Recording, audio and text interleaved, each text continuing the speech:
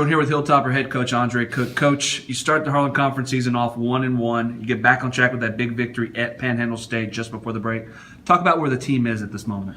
Well, I think it felt good to get that win against Panhandle for sure. The guys knew clearly on opening night that Saturday against Newman. I was clearly disappointed with our defensive effort.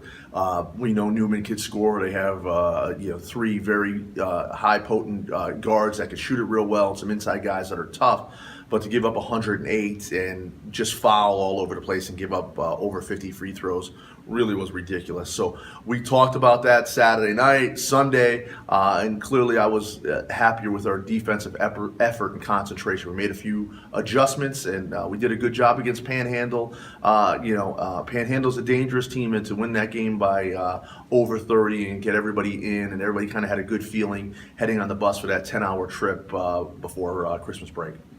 Well, Coach, that brings us to Oklahoma Christian, New Year's Eve matchup. Talk about what the Eagles bring to the table. Oof, they bring a 7-footer to the table for sure, and and I'm not afraid to say it. He's the most dominant player in our league, and one of probably the most dominant players in the 8 years that I've been here in the league. John Moon, 7 foot. Last year, the second game against us, he had 41 points. He had a game where he had 50 last year, where he was 20 for 20 from the field.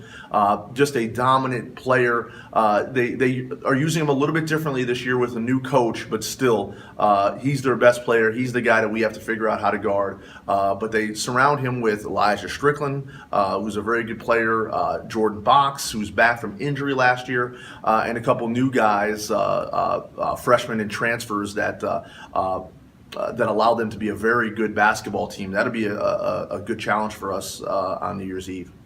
Well, Coach, you talked about with me before, roughly 18 games in 35 days. A bit of a sprint through the first part of the season. You had the 7 days off for Christmas break.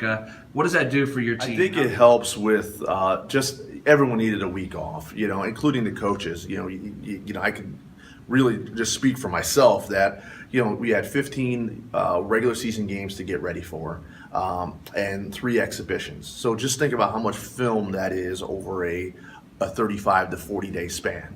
Just on my end, each coach has their own scouting report. Think about how many clips and edits that is for the guys. They're trying to get ready for exams as well.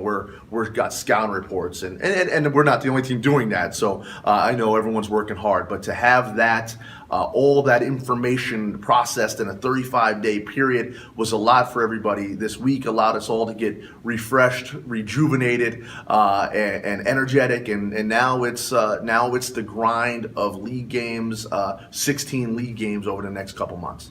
Does it also slow things down because you're playing conference opponents? You remember some of these players. You have scouting reports on those players from last year. Yes. And so it's more focused on certain teams. Yes, it allows us, Logan, to get into a rhythm.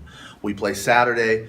Then, other than your travel partner, which Oklahoma Christian is, it's every Thursday, Saturday. So now the season gets into a drum beat. The season finds its rhythm now. Thursday, Saturday. So now Monday, Tuesday, Wednesday, you know what your plans are, how to get ready for those games. Your travel is consistent. In the preseason, in the first month of the season, we could have played Monday, Thursday, Saturday, Tuesday, Friday, Wednesday. So it was all over the place to try to get ready for games. The season will now settle in. Obviously, it's more intense and it'll be more difficult. The games mean more, but at least the season will now have a drum beat.